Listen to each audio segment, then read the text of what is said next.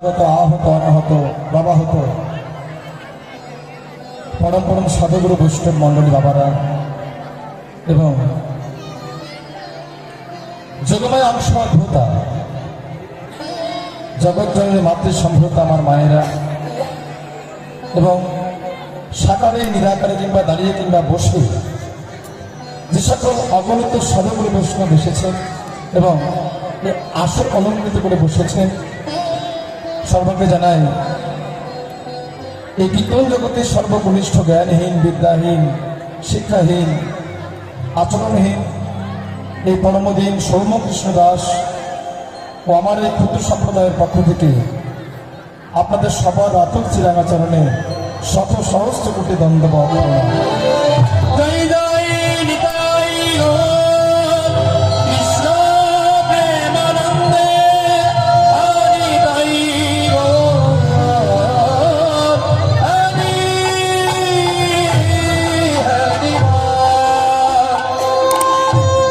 हरे कृष्ण।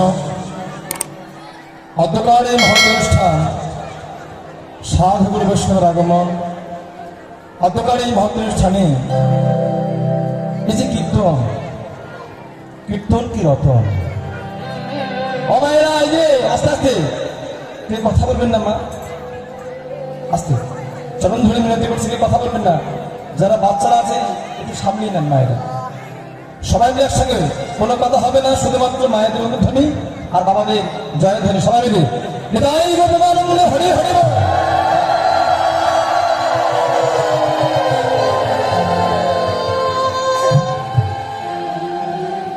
বাহ বেশ তো মায়েরা কেন দিলেন জানেন আসুন এই দেখেন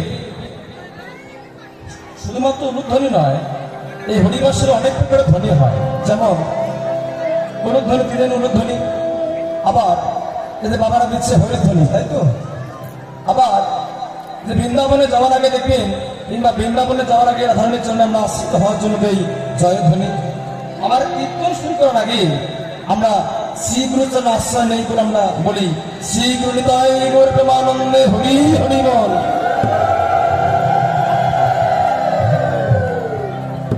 যাই হোক তো এগুলোর কারণ আছে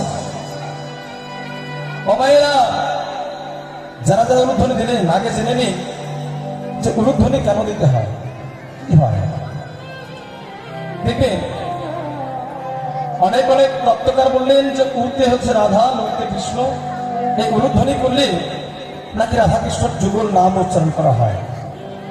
যাই হোক এই উলুধ্বনির আরেকটা কারণ আছে সেটা হচ্ছে এই উলুধ্বনি হচ্ছে সনাতন ধর্মের যত সংস্কার আদি করা হয় এই সমস্ত সংস্কার আদি করার জন্য এই উলুধ্বনিটা হচ্ছে মাঙ্গলিক ধ্বনি বোঝা গেল যার জন্য যে কোনো মঙ্গলময় কোনো কর্তাদি সম্পাদন করার সময় দেখবেন উলুধ্বনি করা হয় না মায়েরা কি হয় না উলুধ্বনি করলে যে বাইরে যত অমঙ্গলটা আছে এই অমঙ্গলটা কেটে গিয়ে একটা মঙ্গলময় পরিবেশ সৃষ্টি হয় হয়নি এতক্ষণ বেশ এলোমেলো হয়ে গেছে হয়নি উলুধ্বনি দিলেন একসঙ্গে সবার মনটা একটা মঙ্গলময় পরিবেশ সৃষ্টি হবে শুধু এখানে নয় যে কোনো সংস্কার কর্ম করার সময় যদি মঙ্গলময় পরিবেশ সৃষ্টি করার জন্য এই উলুধ্বনি করতে হয় তাই মায়েরা মাঝে মাঝে কোনো আনকথা কথা নয় যদি পারেন মাঝে মধ্যে একটু উলুধ্বনি দিবেন পারবেন তো পারবেন আচ্ছা দেন দেখি উলুধ্বনি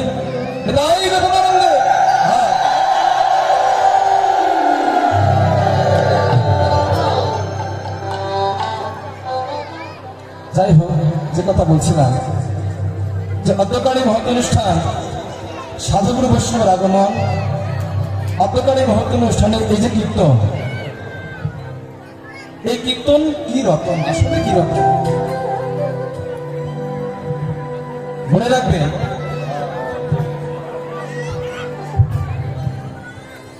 সঙ্গীত যত প্রকার সঙ্গীত আছে আপনি বুঝি বাউল গান বলুন কবি গান বলুন লোকসঙ্গীত বলুন রবীন্দ্রসঙ্গীত বলুন সঙ্গীত জগতে যত প্রকার সঙ্গীত আছে এই কীর্তনটা হচ্ছে ভাব সঙ্গীত শুধুমাত্র সুরের নয় কীর্তনটা শুধুমাত্র সুরের নয়, এটা হলো ভাব সঙ্গীত। কেন বললাম জানেন? আসলে দিন দিন যাচ্ছে কীর্তনের পরিবেশটা এত খারাপ হয়ে যাচ্ছে। কীর্তনের যে প্রকৃত বানানটা, আমরা যখন পোস্টার ছাপাই দেখবেন কীর্তনের প্রকৃত বানানটা ভুল। কেন না? অনেকে লেখে কয় দীর্ঘইকার তয় রে দন্তের না, আবার অনেকে লেখে যে কয় দীর্ঘইকার তয় তয়ের মধ্যের না। তো বানানের মধ্যে তফাৎটা কি জানেন?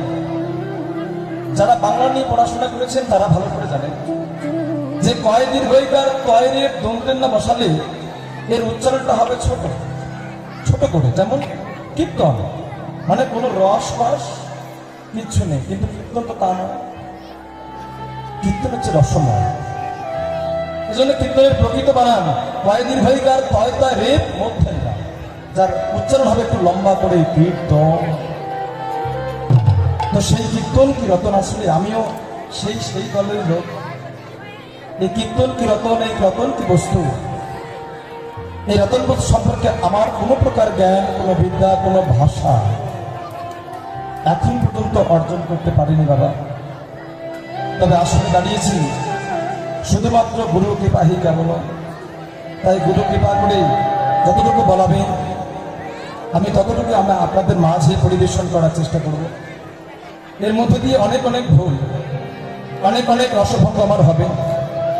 যদি কোনো ভুল ত্রুটি হয়ে যায় নিজের সন্তান জ্ঞানে, নিজের ছোট ভাই মনে করি সবাই এই অধমকে ক্ষমার সুন্দর দৃষ্টি দেখবেন।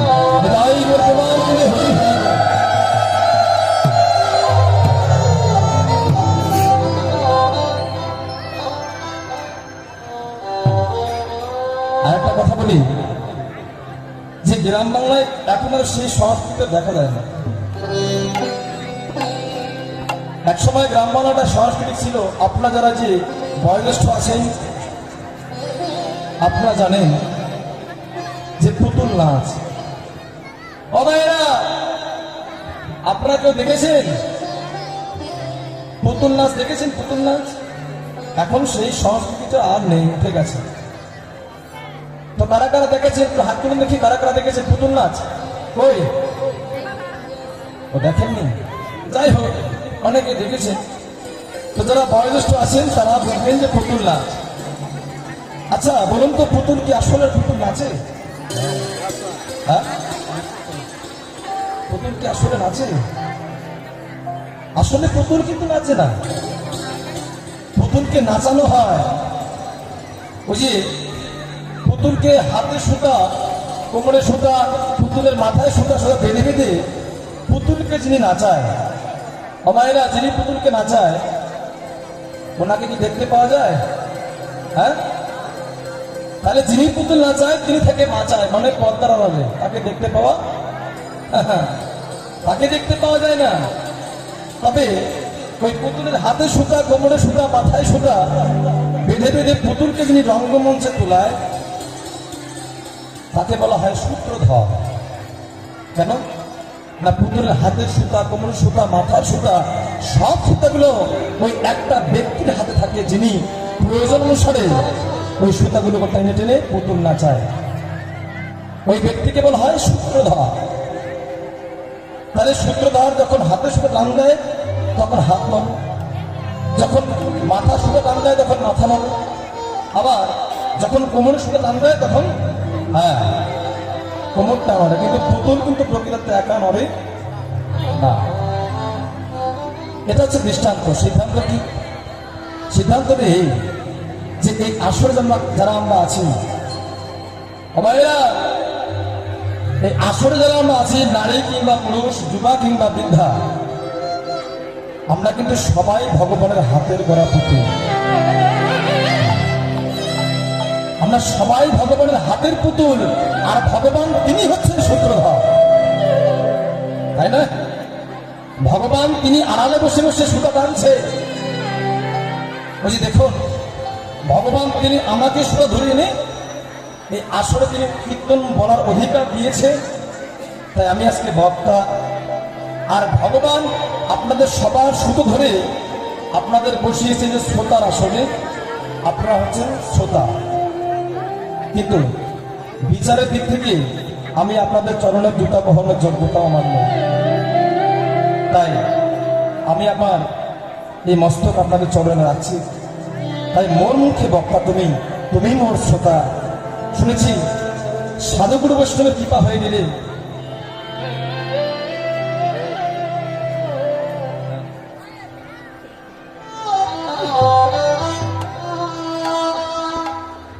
মোর মুখে বক্তা তুমি, তুমি মোর শ্রোতা।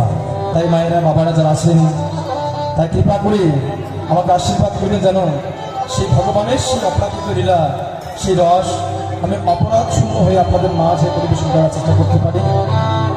এর আগে আপনার সবাই আস্বাদন করলেন ভগবান শ্রীকৃষ্ণের পূর্বাহকরণের লীলা, ভগবান শ্রীকৃষ্ণের সেই গোষ্ঠ গমনকালের লীলা, শ্রী শ্রী গমন গোষ্ঠ লীলা আপনারা শুনেছেন। এবার আমাদের যে গীতর বিষয়, সে যে বৃন্দাবনের বিশ্ববড় রাজনন্দিনী ভানু অর্থাৎ সূর্য পূজা ছল করে বৃন্দাবনে গান অর্থাৎ যে গোবিন্দ পূজা করেছিল, আমরা সেই স্মরণার পূজা, সে রাধারানীর সেই মধ্যাহ্নকালীন সেবা লীলা আমরা আস্বাদন করছি, সেই শ্রী শ্রী সূর্য পূজা লীলা। নেতাই গৌর দেওয়ার হরি হরি।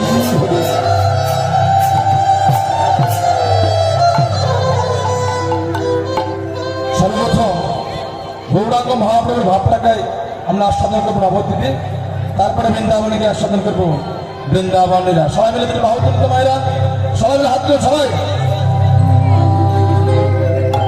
জয় জয় শ্রী গুরু শ্রীদাই গৌর সীতারাম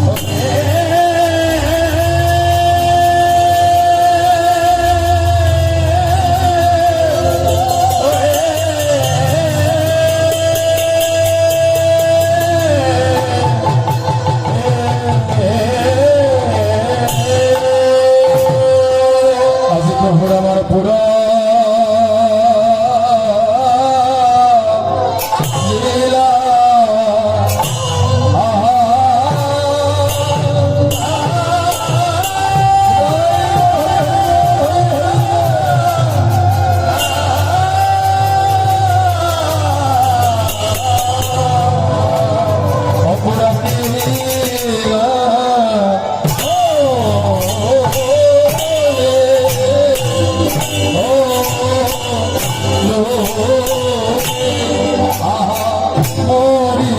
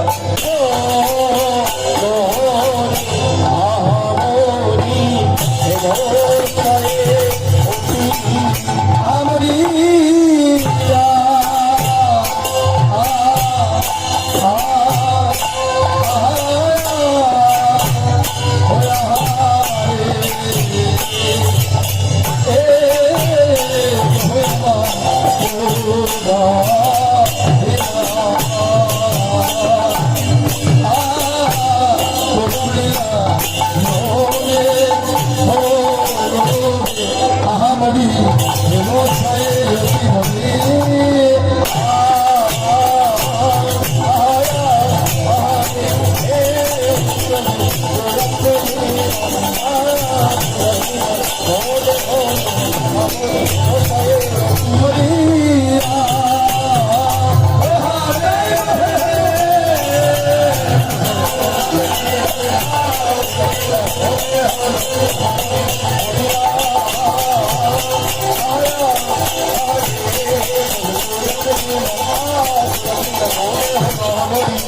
আরে ও হেমশায়ী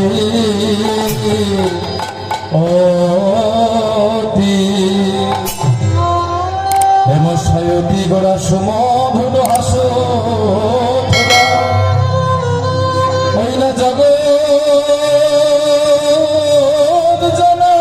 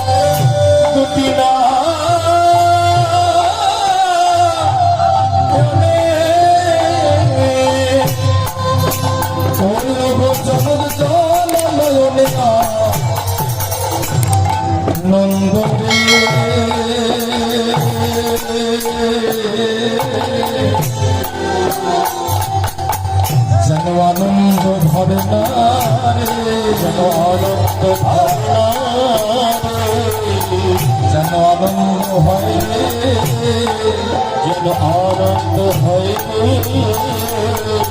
ওগো জগৎ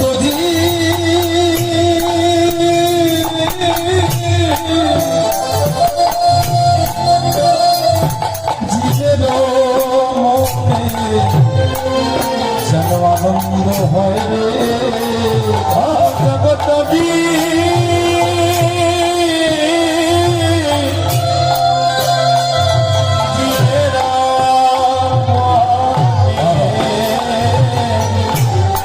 যেন আনন্দ হয় রে ওই আনন্দের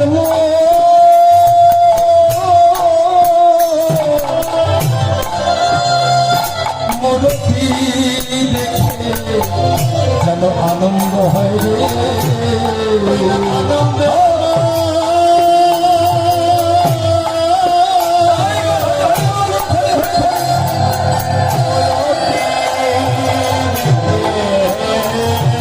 রে